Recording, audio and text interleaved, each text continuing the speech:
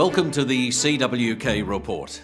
I'm Steve Liebman. Thanks for joining us. Let's talk now with Chris Hagan. Chris is Senior Advisor and co-founder of Coalworks. He's founded 4 public listed companies and previously acted as CEO of Allegiance Mining NL, which discovered Tasmania's largest nickel mine. He's also an experienced corporate lawyer and mining executive. Chris, thank you for joining us. Let me ask you this. In the lead up to the government's carbon tax announcement, and since the announcement's been made by the Prime Minister, I presume one subject that's occupied your thinking, or at least part of it, has been the potential impact on investment. Now, what do you think that impact might be? I think that there is a fear amongst investors that the government's agenda is to drive the coal industry out of business.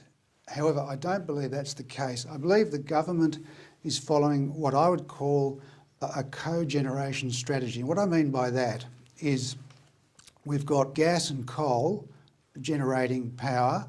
We also have renewables generating power. So what we see in the future is a cogeneration of both these industries together and in a way that would be lower pollution. And Coalworks is capable of making the necessary adjustments to accommodate those requirements. That's right. Now, just before I let you go, talk to me about Orpheus Energy, because Coalworks has spun off Orpheus Energy. The 3 projects I mentioned earlier are our core projects, namely Oaklands, Ferndale and Vickery South.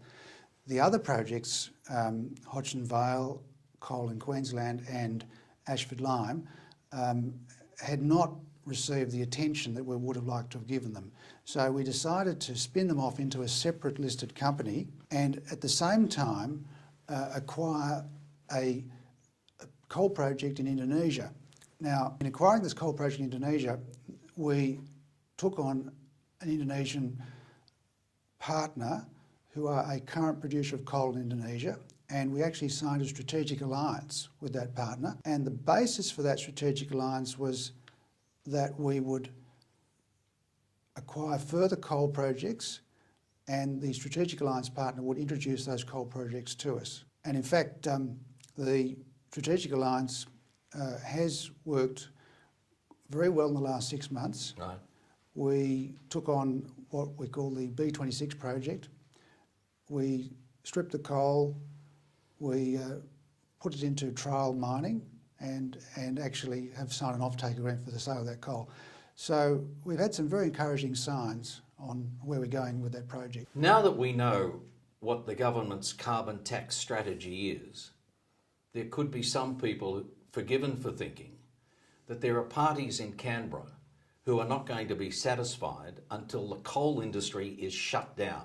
End of story. So my question to you is, where do you see the coal industry sitting or fitting in with the government's strategy? If you look at the government strategy, it's clear that they see gas as being the primary baseload power in the future. For example, the recent solar power station in Queensland has cogeneration of gas with it. However, the coal industry can fit in quite nicely with this strategy as well, because with coal gasification, we also can produce gas just as a coal seam gas producer can. Thanks for joining us. My pleasure. And that's our CWK report. Till next time, I'm Steve Liebman.